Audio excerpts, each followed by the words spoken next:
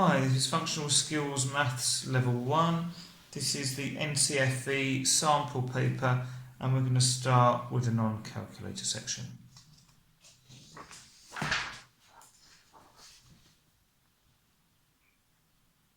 Question 1. Sam wants to get a driving licence.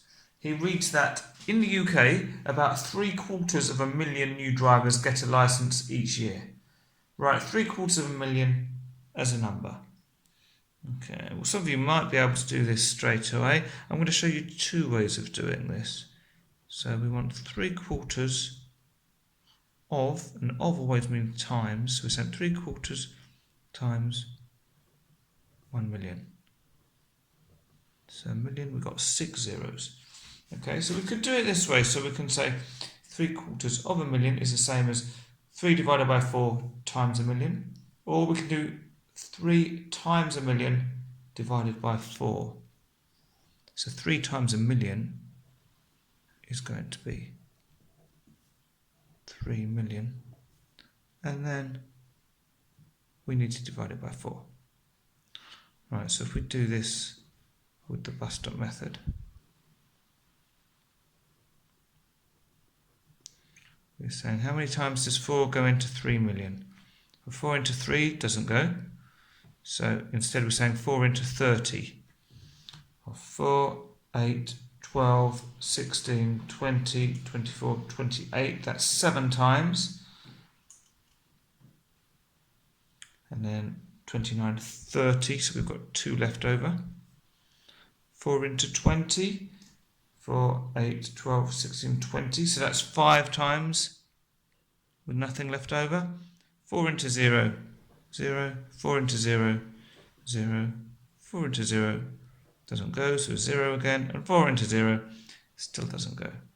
So we get an answer, well, we've got it written on the top, but we can write it here again, 750,000. Okay, now we can do it another way. So we can say or, so you only need to do it one of these ways, and let's say you could just write it down. Now you might know that 3/4 can be written as 0.75 as a decimal. Now, if we're multiplying it by 1,000,000, so we're still sort of using the same starting point, but we're turning 3/4 into a decimal. We want to multiply it by 1,000,000. That means we're going to be moving the decimal point 1, 2, 3, 4, 5, 6 times. So 6 places to the right. Okay, so if we move 1, 2, 3, 4, 5, 6. So our decimal point is going to go here. Now we just need to fill in zeros in the gaps. And if you look, we've now got 750,000 again. Okay. So it's a bit like when you've multiplied by 10 or 100. You, in effect, you're sort of adding a 0 on the end, but because it's a decimal, we have to move that decimal point 1 time for each 0. So then your answer, we would just write 750,000.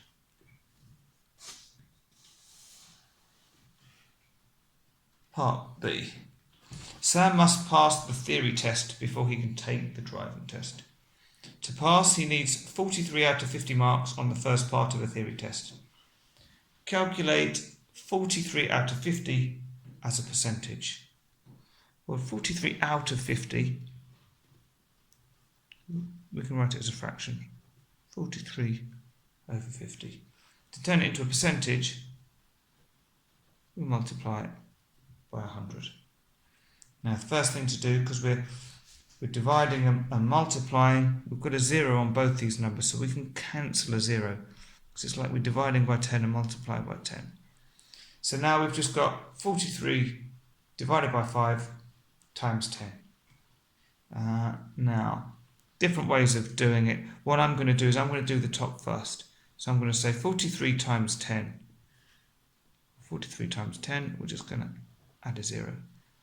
And then we need to divide it by 5. So we can do the bus stop method now. bit like we did in the first part. So 5 into 430. 5 into 4 doesn't go. So 5 into 43. 5, 10, 15, 20, 25, 30, 35, 40. So that's 8 times. And from 40 we got 41, 42, 43. So we've got 3 left over. So how many times does 5 go into 30? 5, 10, 15, 20, 25, 30. So that's 6 times. So our answer is 86%. Now, a slightly quicker way of doing it is you might realise 43 out of 50, well, 50 is half of 100. So if we want to make it, we can sort of use equivalent fractions. Let's do this down here. We can say, well, 43 over 50 is the same. If we make it over 100, well, we're doubling the 50. So if we double the 43, we're going to get 86. So that's 2 different ways to answer it.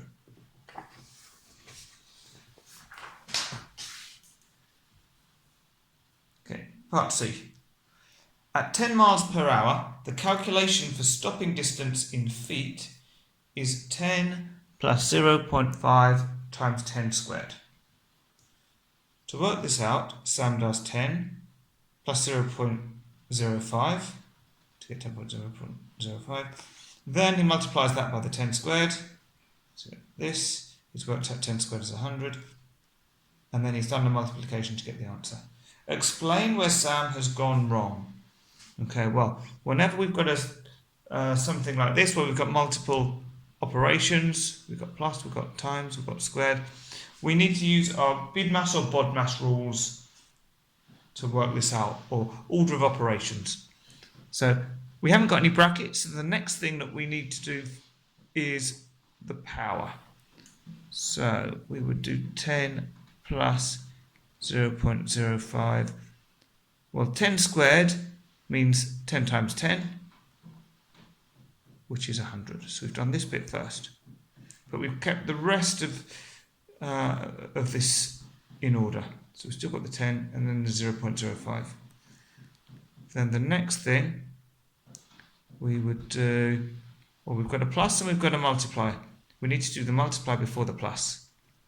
So the 10 plus stays where it is. And then we've got 0.05 times 100. Well, let's do it.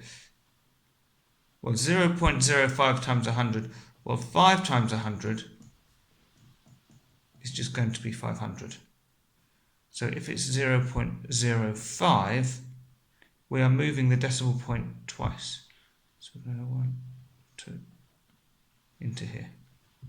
So the answer is just going to be 5. So 10 plus 5 is going to be 15.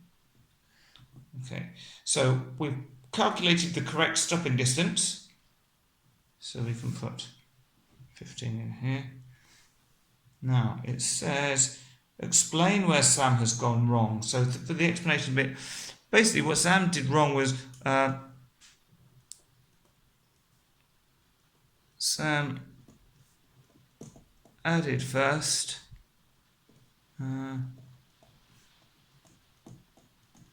She should have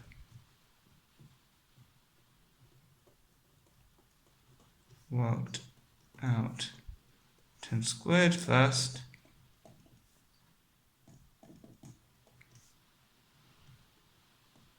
then multiplied it by 0.05 before adding 10. Anything along those lines. Basically, you're saying that she hasn't done them in the right order.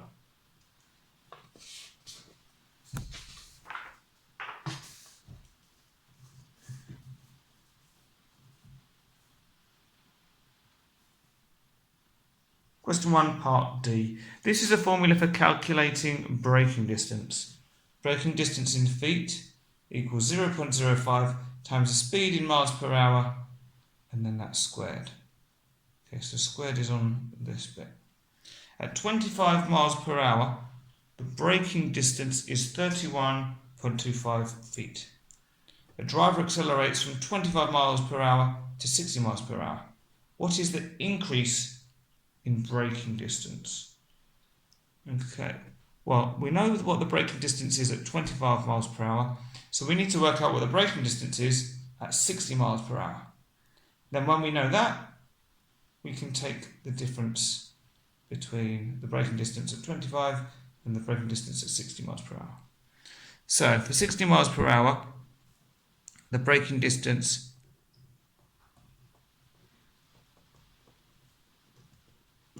is going to be 0.05 times 60 squared. Now I've taken the brackets away because it doesn't matter. The only thing that's in the brackets would be the 60, so we don't need to keep them there. Right, so as we saw before, we need to do the 60 squared before we do the 0.05. And I could work it out 60 times 60 this way, or I can just say, well, 60 squared is 60 times 60. Well, 6 times 6 is 36. And then I put one 0 on the end, and I put the other 0 on the end. Okay. So this becomes 0.05 times 3,600. And then now to work this one out, let's do this down here. We're going to ignore that it's a decimal for now. We're just going to take the 5. So we're going to take, say, 5 times 3,600. 5 times 0 is 0. 5 times 0 is 0 again. 5 times 6, 5, 6 is 6, 12, 18, 24, 30. So put the 0, carry the 3. 5 times 3, or 3 5s, 5, 10, 15. Add the 3, 16, 17, 18. So we get an answer of 18,000. Okay.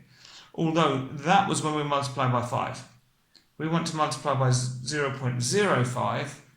So what we've done is we've moved the decimal point 2 places to get to 5. So we need to put it back in 2 places. So we're going to get an answer of 180 feet for the braking distance. Now, they want the increase. What is the increase in braking distance? Sorry, I should have this up here so we can see what's going on. But hopefully that was clear. So the increase is going to be 180 feet, because that's the new braking distance, and at 25 miles per hour it was 31.25 feet. So we need 180 minus 31.25. Now you'll see I've lined this up so that my units are lined up, my tens are lined up, which means I've got nothing over here, so nothing to take away the 0.25 from. So what I can do is just make that zeros. 0 take away 5, well I can't do it. So I need to borrow 1, can't borrow it from there, can't borrow from there. So we're going to have to take 1 from the 8. So 8 becomes a 9, and we're doing this the long way, which means that this becomes a 10. But we need to pass it further down. So we turn the 10 to a 9 and pass 1 here. We still need to pass it down the line. So we've passed 1 down, but the 10 needs to become a 9. So now we've got 10 minus 5, which is 5. 9 minus 2, which is 7. Put our decimal point in. 9 minus 1, which is 8. 7 minus 3, which is 4. 1 minus nothing, which is 1.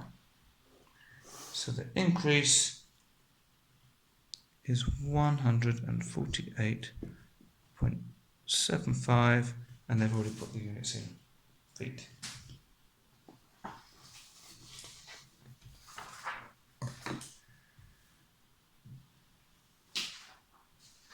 One E. Sam is 17 years old. He decides to book 30 hours of lessons with the Accelerate School of Motoring. And then we've got option 1, we've got option 2. Now, all they're asking at the moment is calculate 15% of £710. So what you could do is you could do 15%, so 15 over 100 times 710, and you could work that out. Or I'm going to do it a different way. I'm going to say, well, 10% of 710, 10%, I'm just going to take the 0 off, so it would just be 71. And 15%, well, that's 10 plus 5. So if we know what 10% is, let's work out 5%. And 5 is half of 10, so we can just do half of 71. Okay, well, half of 71 is going to be, 71, let's do it this way. Half of 71, well, that's going to be 1 times 71, which is 71, then divide by 2. So 2's into 71. 2 into 7, 3, 2's in 7, 2, 4, 6, so it goes 3 times, with 1 remainder. How many 2's go into 11? 2, 4, 6, 8, 10, so that's 5 times, remainder 1. Now this remainder 1 is 1 out of 2. So it's actually 35 and a half. So 5% of 710 is 35 and a half, but if we write it as a decimal, it's going to be 35.5. Okay. Now we wanted 15%. We said 10 plus 5 is 15%, so we just need to add these together. Again, if we put in a 0 there, so we've got something to add to it, and we're going to add these up. 0 and 5 is 5, 1 and 5 is 6, 7 and 3 is 10. So we've got £106, and because it's money, we need to put the 0 on the end to make it 50p.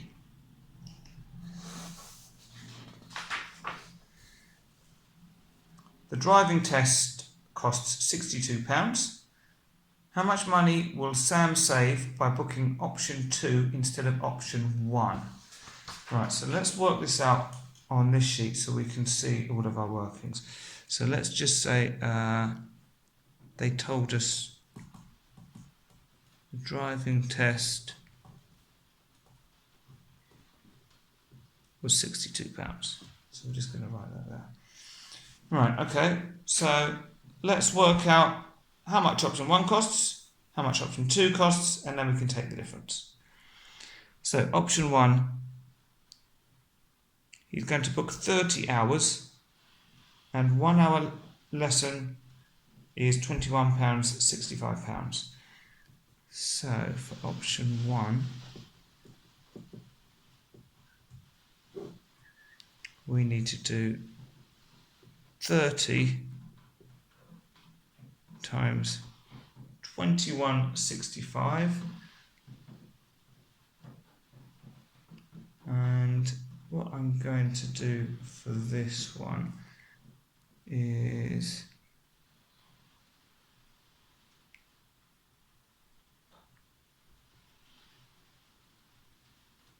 I'm going to ignore the decimal for now and put it in afterwards. Yeah, there's different ways we can do it. I'll do it this way. Might not be the quickest way, but I think it's probably the easiest way to follow. So 0 times 5 is 0, 0 times 6 is 0, 0 times 1 is 0, 0 times 2 is 0. Now we're on to the tens, so we need to start with a 0 here. So what I could have done, what I was tempted to do was cross off the 0 and move the decimal point, but that gets messy. So we've got 0 for the top row, and we'll put a 0 here because we're starting with the tens. So 3 times 5 is 5, 10, 15. Put the 5 and carry the 1. 3 times 6, 6, 12, 18. Add the 1 is 19, so 9 carry the 1. 3 times 1 is 3. Add the 1 is 4. And 3 times 2, 2, 4, 6. So we've got 6, 4, 9, 5, 0. Now, we ignored the decimal point. So we effectively moved it 2 places to the right. So we need to move it 2 places to the left. So it's going to be £649.50. But the driving test is not included. So we need to add on £62. And because we've got 0.5 here, I'm going to put the zeros in as well. 0 plus 0 is 0. 5 plus 0 is 5. Decimal point. 9 plus 2 is 11. I'll carry the 1. 4 plus 6 is 10. Add the 1 is 11. 1 carry the 1. 6 and 1 is 7. So in total, we've got £711.50p. Right, now we want to work out option 2. So I'm going to do that over this side.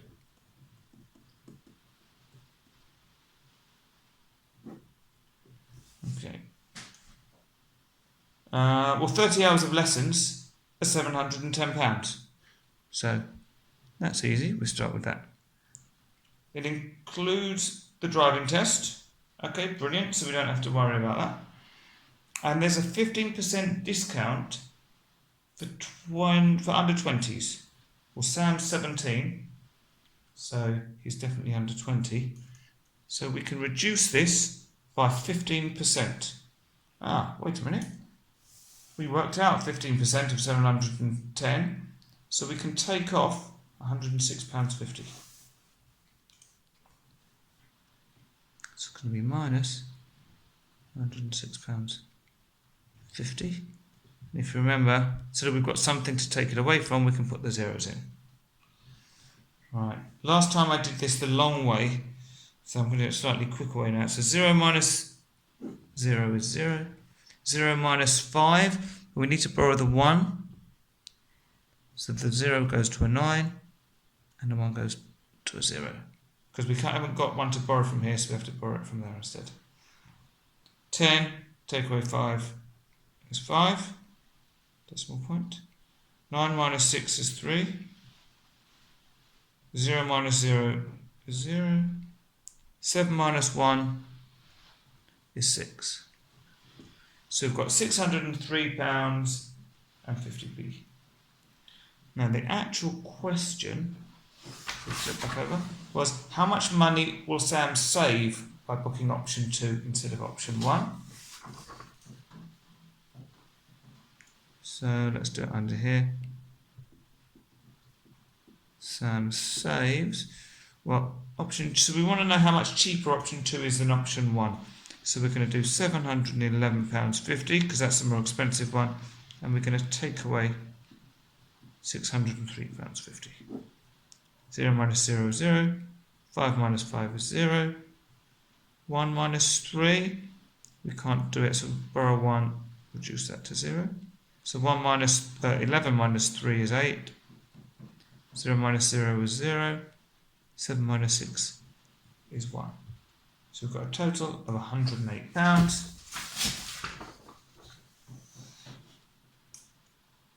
And we can write that in here.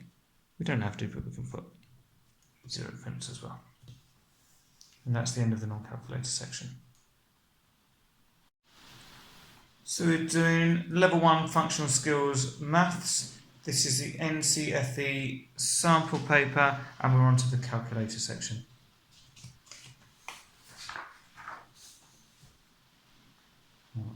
Question 2. Now the reason it's question 2 is because they continue their numbering from the non-calculator section, so you haven't missed anything out. Nadia is buying a new house. She reads an article about house prices in her area. The article contains this graph. So we can see last year we've got the level here, and this is this year, this level here. Nadia says the average house price has doubled since last year. Is she correct? Well, this is double this, but so the reason it looks double is because of that, but actually if we look at this scale, this is 206,480, this is 183,240, so 0 would actually be, well, sort of way off the page, somewhere down at the bottom. So, is she correct? Well, no, she's not correct, and the reason she's not correct is because if they're doubled, then this figure would be twice this figure. So, let's do 183,240 times 2. So let's just test this. Okay, so 183,240 times 2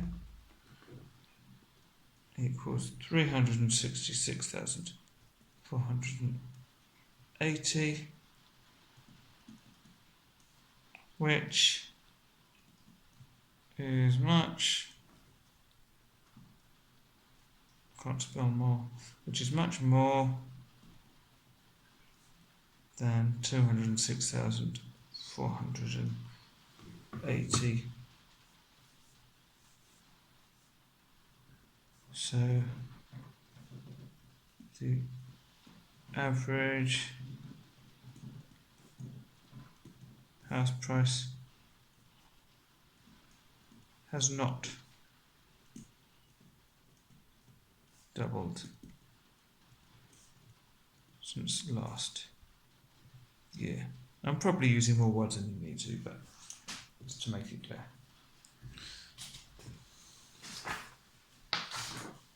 Okay, question 2b. The article also contains this graph.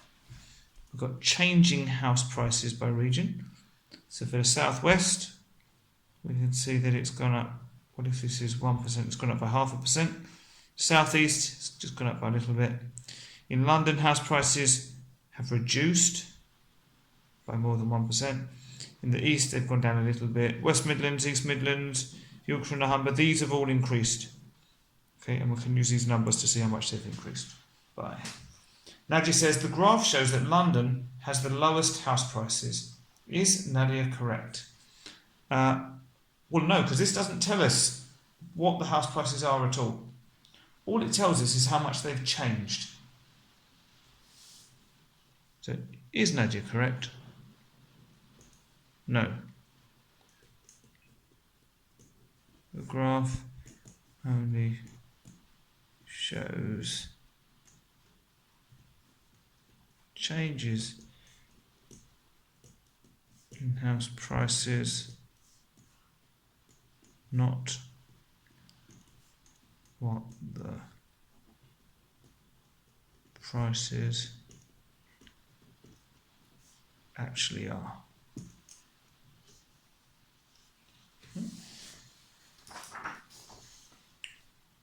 Part 2c.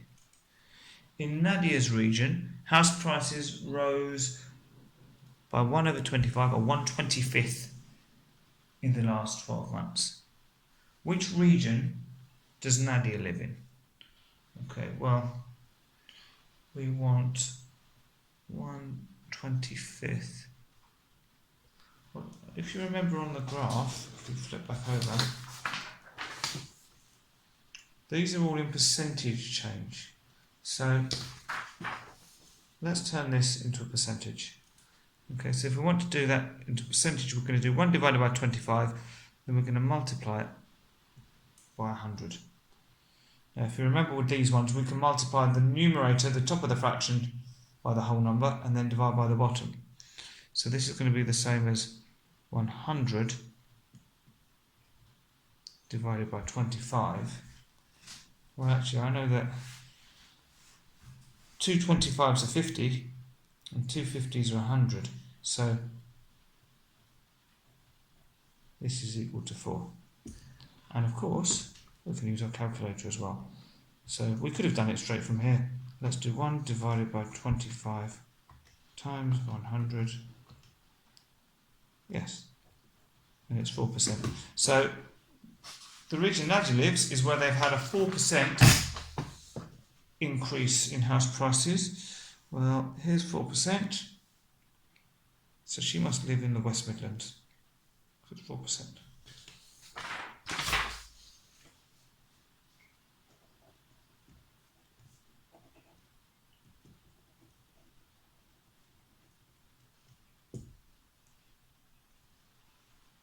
Okay, so on to question 2, part D.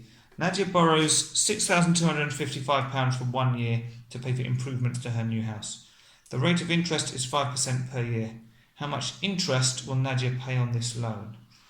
So what they want is 5% of 6,255. And again, this is the calculator section. So we can just do 5 divided by 100 to turn it into a percent, and then multiply it by 6,255, which gives us £312 and 75 pence.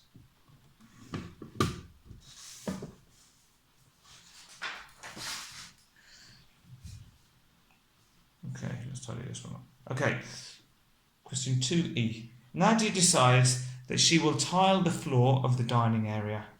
She wants to put 1 row of blue tiles around the edge of the dining area. The rest of the tiles will be white in here. And we've got a plan of the dining area, so 2.8 metres all the way across, 2.3 metres all the way down. The tiles all measure 0.3 metres by 0.3 metres, so they're square. So let's just do a little sketch. So we've got 0.3 and 0.3. What will the perimeter of the block? What will be the perimeter of the block of white tiles?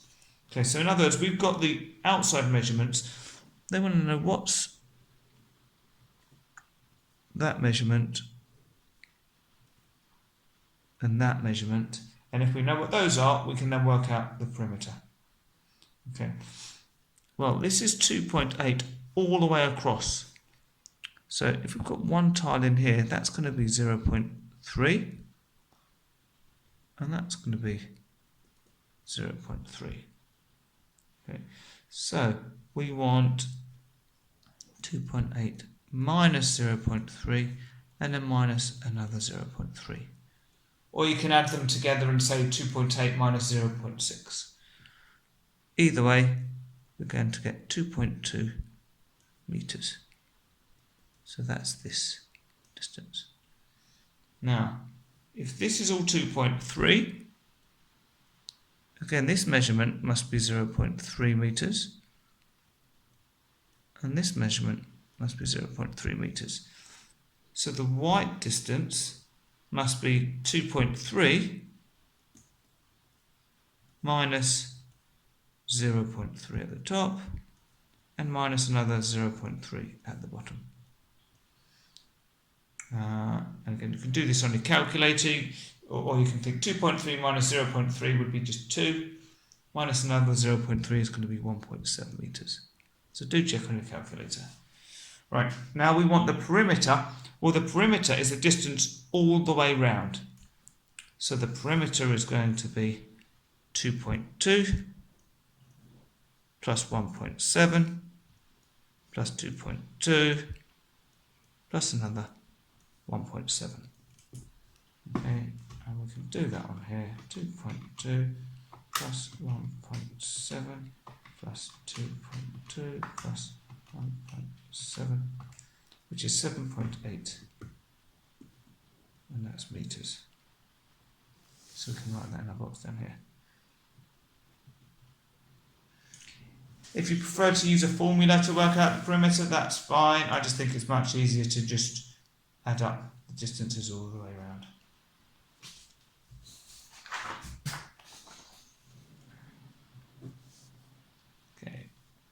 Question 2F. Nadia wants to draw a scale diagram of the garden. The garden is rectangular and measures 1,350 centimetres by 1,000 centimetres.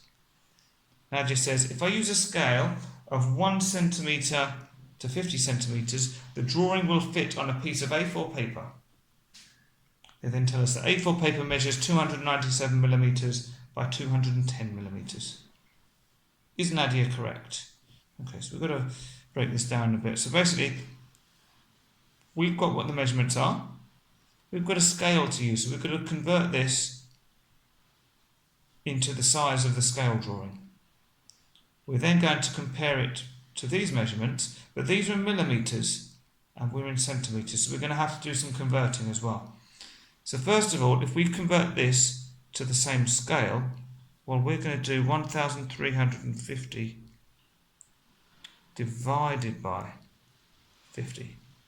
Okay, so for every 50 centimetres of real life, our scale drawing is going to be 1 centimetre. 1 centimetre. So if we do 1,350 divided by 50, right, so on our scale drawing, it's only going to be 27 centimetres. And if we do the same with the other measurement, 1,000, we can get 1,000 divided by 50, which is going to give us 20 centimetres. Now our A4 paper is in millimetres, so we can convert this to centimetres, or we can convert our centimetres to millimetres. Well, I know that there are 10 millimetres in 1 centimetre, so we can just multiply these by 10. So in other words, add a 0 on the end. So we're going to have 270 millimetres and 200 millimetres. Right, so is our scale drawing going to fit on our A4 sheet? Well, 270 is less than 297, and 200 is less than 210. So, yes, Nadia is correct.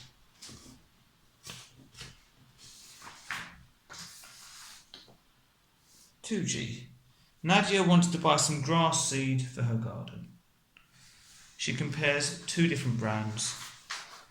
Got Good to Grow with these details here, and Grass It with these details here. Okay, so we've got information about how much rye there is, information about how much coverage we get, and information about the price. The better quality grass seed is the one with the highest proportion of ryegrass. Which brand sells the better quality grass seed? Okay, well, with Grass It tells us it's 75%. Okay, with Good to Grow, we've got it as a ratio instead. So I'm going to draw a little table. So we're going to have rye and other. Well, for every 4 of rye, we've got 1 of other. So if we think of in total, that means there are 5 parts. 4 rye, 1 other, 5 in total. So that means that rye is 4 out of 5 parts. Now if we multiply that by 100 to turn it into a percent, we're going to get 4 divided by 5 times 100, 80%. And that is greater than 75% of Grass It, so Good to Grow is the better quality.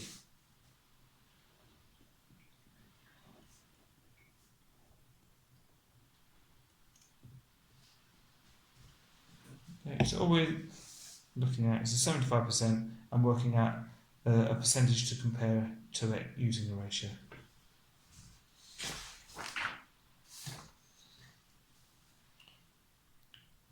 Okay, part 2H. Good to grow and grass it cost the same. How much will it cost Nadia to buy grass seed to cover an area of 60 metres squared? Okay, 60 metres squared. Well, let's see. Right. In fact, we can do it on here. Let's do cost. So 60 metres squared. Well, 45 grams covers 1 metre squared. 1 kilo box costs £3.95, and as I said, it's the same from both companies.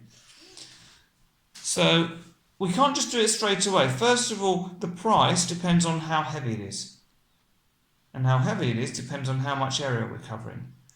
So if we know it's 45 grams covers 1 metre squared, then for 60 metres squared, we're going to have to do 45 times 60. Okay, that's going to tell us how much we need. So 45 times 60, which gives us 2,700, and that's going to be grams.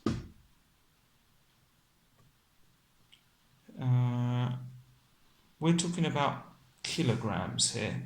Well, I know that 1,000 grams is 1 kilogram. So if I do 2,700 divided by 1,000, I'm going to get 2.7 kilograms. So that means, well, two boxes would only get me 2 kilograms, which won't be enough, so I'm going to need to buy 3 boxes. Okay, so need 3 boxes. Okay, so it's a bit squashed on here. I just thought it's better to have it where we've got all the information. So we need 3 boxes at £3.95. So 3 times £3.95 is going to be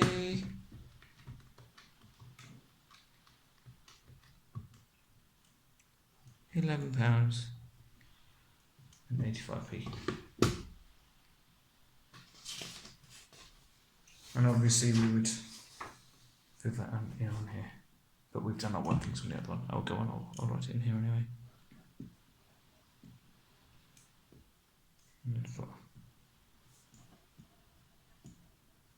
You wouldn't do this in the exam. You'd write it in the right place. I'm just being lazy. Okay. Activity 3. In a local gymnastics competition, each person takes part in 4 events.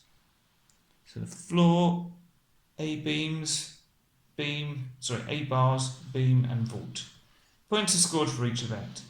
Here is some information about the points scored so far in the competition. There are still 3 people who need to compete on vault. Right. Here we go. So these are all the points so far. Okay. So for example, Alex scored 13.2 on the floor, 9.8 on the A bars, 12.05 on the beam, and 11.65 on the vault, which means that he or she scored 46.70. Now let's see the question. How many more points did Jaspreet score than Jordan for the beam? So we are interested in Jaspreet and Jordan for the beam. So we're interested in this one and this one. So 11.10 or 11.10 and 10.25. So let's put these over here.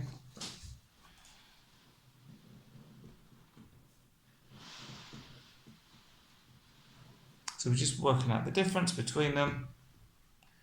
11.1 minus 10.25, and that gives us 0.85. Okay, because they're only interested in the beam, and then we're only talking about these two people. Okay, then question 3b. Calculate the range of points scored for the A bars. Well, the range is the maximum, or the biggest one, minus the minimum. And we're talking about the A bars. So let's see on here. Now, often it's good to order them so that you can see the smallest and biggest, but for me, the standout one on the A bars is 7.35.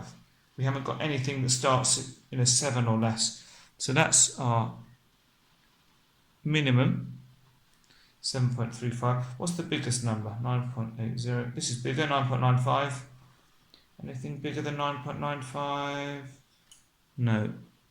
So that's our maximum. Okay. So the range is going to be 9.95 minus 7.35.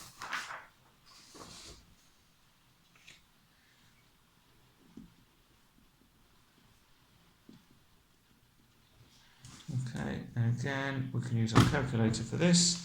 9.95 minus 7.35, and we get 2.6.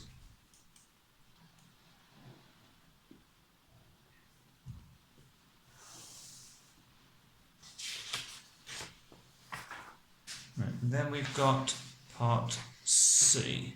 The total points scored by all gymnasts so far for the vault is 79.8. Calculate the mean points scored for the vault so far. Well, the mean is the total divided by how many? Well, they've told us the total is 79.80. Don't need the 0, but we'll put it in. So we just need to know how many have done the vault so far. Well, we've got 1, 2, 3, 4, 5, 6, 7. So 79.8 divided by 7. Use calculator, and that gives us 11.4. They've been using a 0 for their score, so I'm going to put a 0 on as well.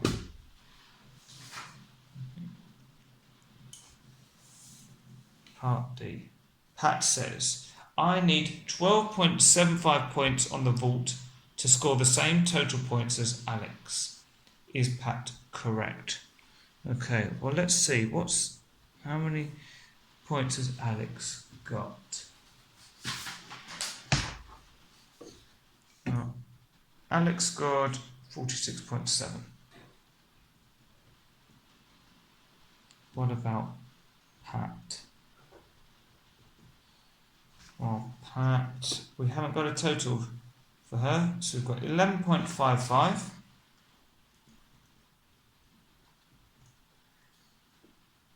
plus 9.9 plus 12.5.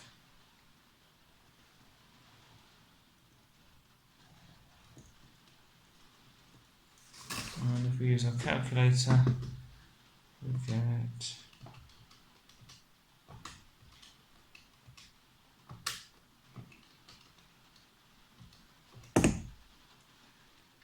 33.95. So she wants to know how many more points she needs to get the same as Alex. So we can do Alex's score minus Pat's score so far. So if we do 46.7 minus 33.95, we get 12.75. So is Pat correct? Yes.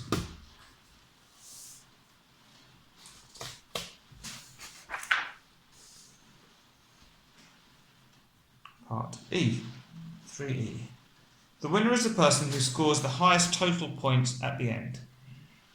If two competitors score the same total points, the winner is the person who scores higher in the most events. Here are the final scores. We've got all the people's scores, and then it says who won the competition. Explain how you decide.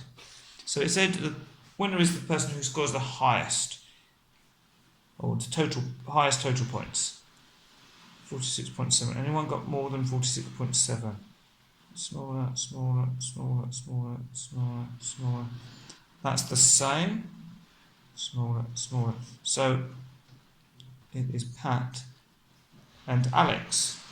But it tells us that if two competitors score the same total points, which they have, the winner is the person who scores higher in the most events. Right, so we want to see what scores they got in the two events. So let's go back to this sheet. Right, so we've got all of Alex's scores and we've got Pat's. This one, if you remember from before, we saw that she needed to score 12.75 to get the same as Alex. So that must be 12.75. And we want to know who scored the most in each of the events. So on the floor, Alex got 13.2, Pat got 11.55. So Alex won that one. Alex got 9.8 on the A bars. Pat got 9.9. 9.9 higher. So she gets that one. Alex got 12.05 on the beam. Pat got 12.5 on the beam. So this is higher. She wins that one. And on the vault, Alex got 11.65. Pat got 12.75. So Alex won one event. Pat won 3 events. So that means that Pat wins overall. So down here, who won the competition? Pat. Because she and Alex had the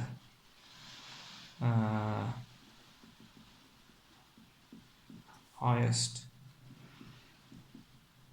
total scores.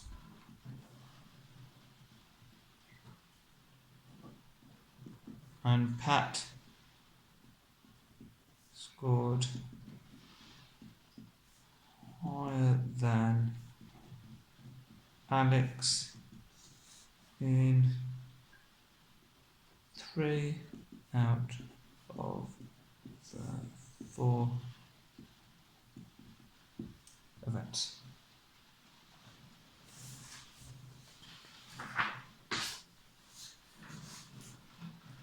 Okay, 3F.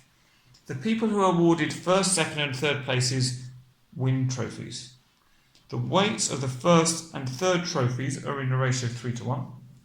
The weights of the second and third trophies are in the ratio 2:1. The weight of the first trophy is 354 grams. What is the weight of the second trophy? Okay, so let's do a little ratio grid. So we've got first, we'll do a little table. Second, third. The ratio of first to third is 3:1. And the ratio of second to third, 2:1. Well, if we've got 1 here, we can just put a 2 in there. Okay. The weight of the first trophy is 354 grams. Right, so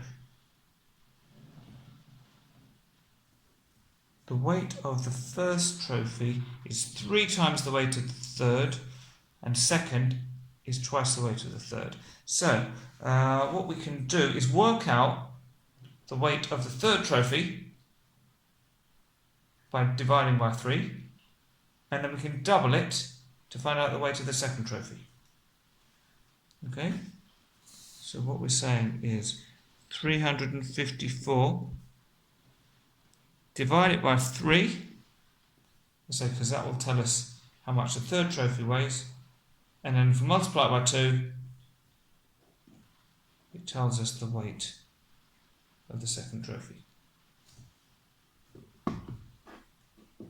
So 354 divided by 3 times 2, and that's 236 grams.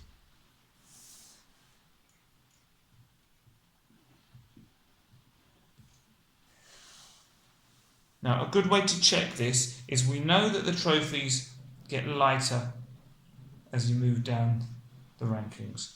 Okay, so that means if we know the weight of the first one is 354, we know that the second one has to be lighter than that. Okay, in fact, it's 2/3 of the weight of the first one.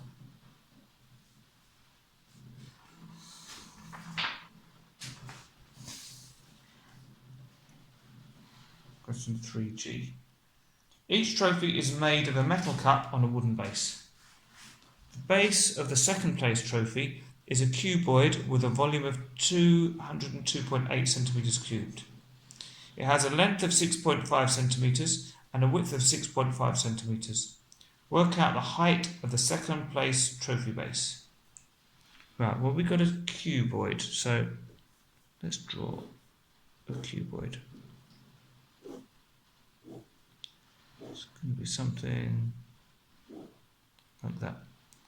It's got a length of 6.5 centimetres and a width of 6.5 centimetres. And we want to work out this, the height. Okay, well, I know that the volume of a cuboid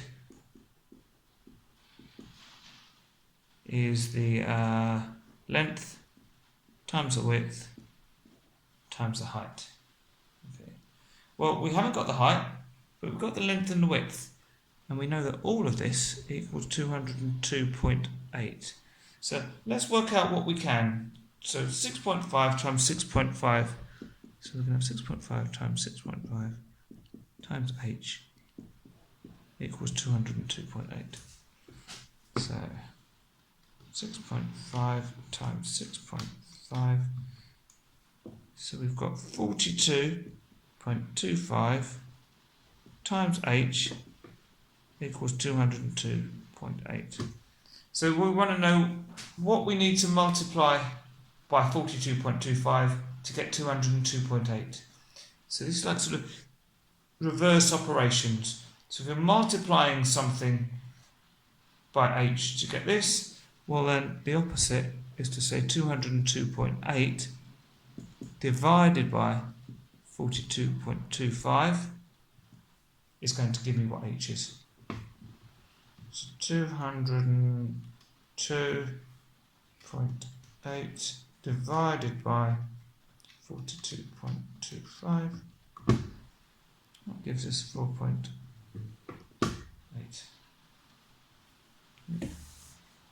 And they've already given us the units, centimetres.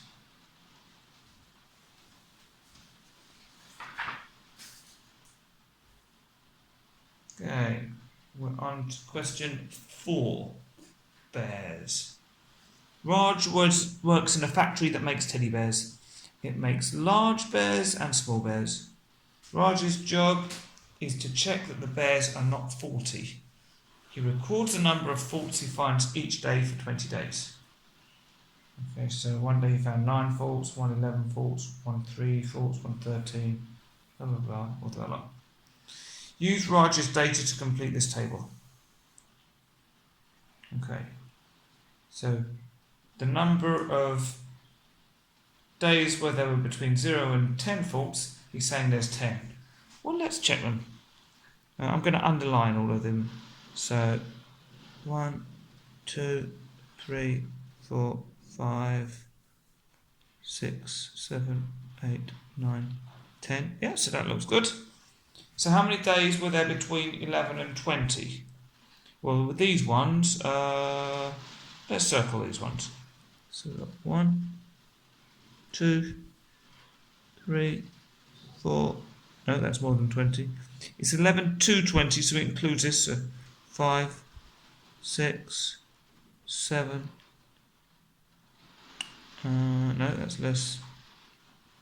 Oh, what am I doing? Not that one, and not that one.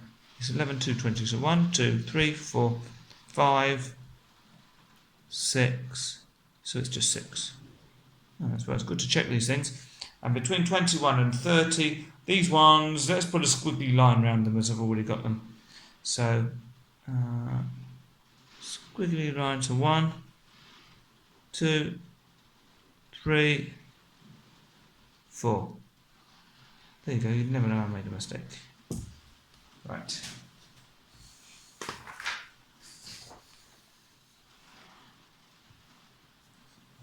B. The factory makes 240,000 bears a year. 3/5 of these are small bears. How many small bears does the factory make each year? So first we need to write this in digits. 240,000. So 240, and then put our 3 zeros in for 1,000. Okay. 3/5 of these are small bears, and we want to know how many are small bears. So we're saying 3/5 times 240,000. So we can do it all on the calculator. 3 divided by 5 times 240,000. Make sure you put the right number of zeros in. And we've got an answer of 144,000. I'll write this down here.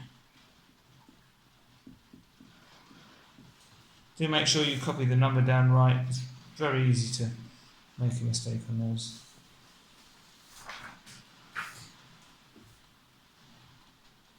C. Raj has this data about the type of faults he found last year. So there were 72 material faults, 54 seam faults, 45 faults with labels, and 9 other faults. He's asked to present the data to his manager. Raj decides to draw a pie chart. Draw a pie chart to represent Raj's data. Okay, so here's the pie chart, and we need to fill it in. So, first of all, let's work out how many faults we've got in total. So, 72 plus 54 plus 45 plus 9, that gives us 180. Right, to draw a pie chart, we need to know the angles for each of these. Now, in a pie chart, the total angles are 360 degrees. Okay, so if we can work out what we multiply 180 by to get 360, we can apply it to all of these. So it's a bit like the table that I'd draw if I was doing a ratio question.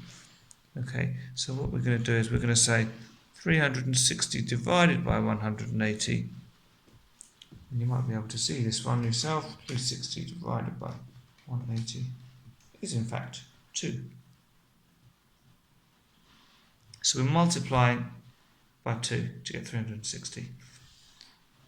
So 72 times 2, you can use your calculator, 44. 54 times 208. If you do work them out in your head, I'd say still use a calculator, especially in an exam. It's easy to make a mistake. 9 times 2 gives us 18. I'm going to check it by making sure that these still add up to this. So 144 plus 108 plus 90 plus 18 gives me 360. So I'm going to put angle. Right, so we've got all of our angles. Now we need to put them on the pie chart. So you're going to need one of these, a protractor. So the material faults are 140. Actually, I should put my degree sign as their angles. 144 degrees. So we've got, this is like our 0 line, this is our starting point. We need 144 degrees. So I'm going to get the cross here and put it right in the centre. Wiggle that round and line this up on my 0 line. There you go, that looks good there. Start from the 0 and work our way around, and we want 144 degrees. So up to 90, 100, 110, 130, 140. So 144 is going to be about there.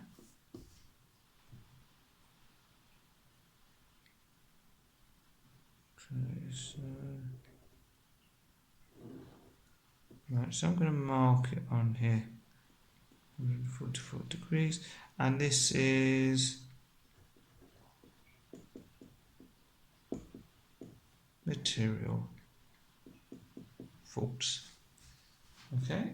For seams, we've got 108 degrees. So we're going to do the same thing, but now we're starting from this line as our zero.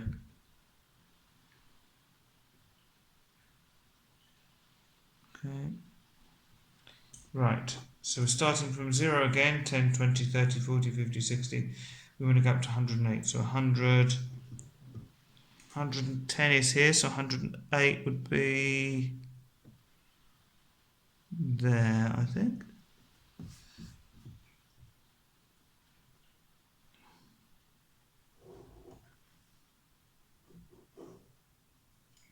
Okay. Right, now labels, you can see, actually let's label this one first. So this was 108 degrees, and this was seam faults. Okay, for labels, we've got 90 degrees. So we're doing the same thing. Find the centre, line it up, 90 degrees. So we're starting on the left, 0 all the way around, and 90 is right in the middle.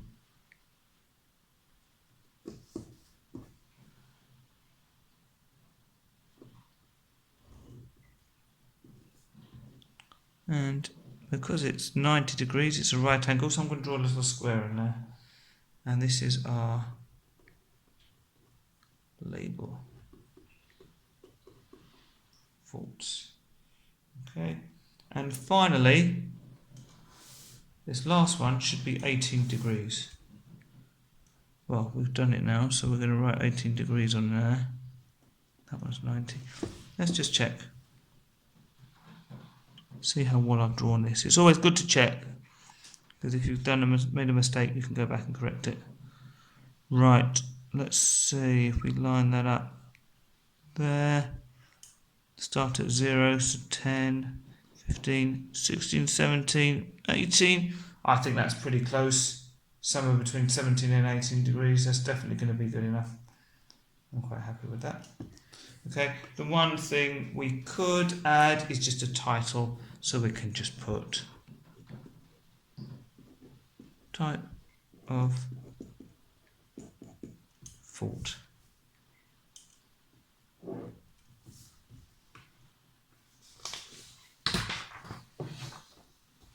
Okay, 4D. Raj finds that in a sample of 20 faulty bears, 3 have more than one fault. He picks a bear from the sample at random to show his manager. On this probability scale, mark the probability that the bear has more than one fault. Well, the probability 3 out of 20. Okay, so 3 out of 20. Now they've got this from impossible to certain, from 0 to 1. So we need to convert our fraction probability into a decimal probability. And the way to do that is just to type it in the calculator. So 3 over 20, just 3 divided by 20, which is 0.15. Right, well, let's see how these have been split out. How many? We've got 1, 2, let's see how many sections. 1, 2, 3, 4, 5, 6, 7, 8, 9, 10. Right, so if they've split it into 10 sections, that means that must be 0.1, 0.2, 0.3, 0.4, 0.5, 0.6, 7, 0.8, 0.9, and 1. And we've got 0.15, so that's going to be halfway between 0.1 and 0.2. So we can draw a little line there. And we can put 0.15.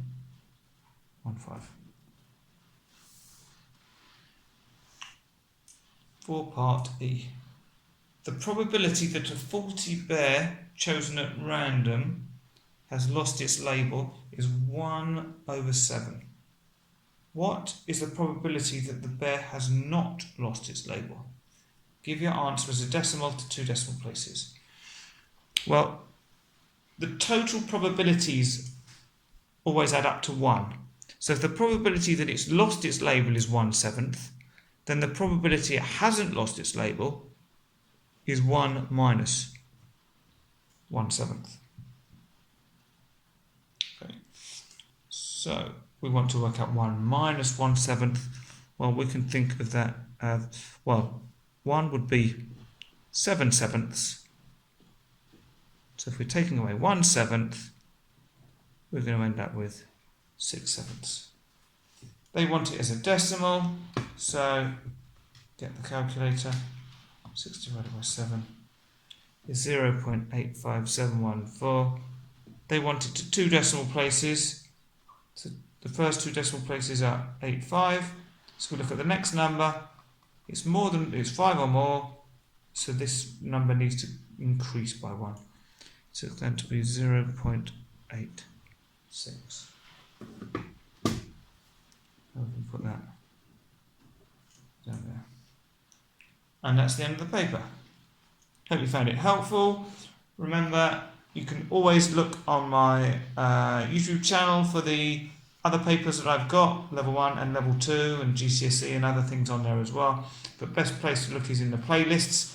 You find the papers, find them for different exam boards, and do subscribe so you get notified of new videos as I add them. And please do like this if you found it helpful.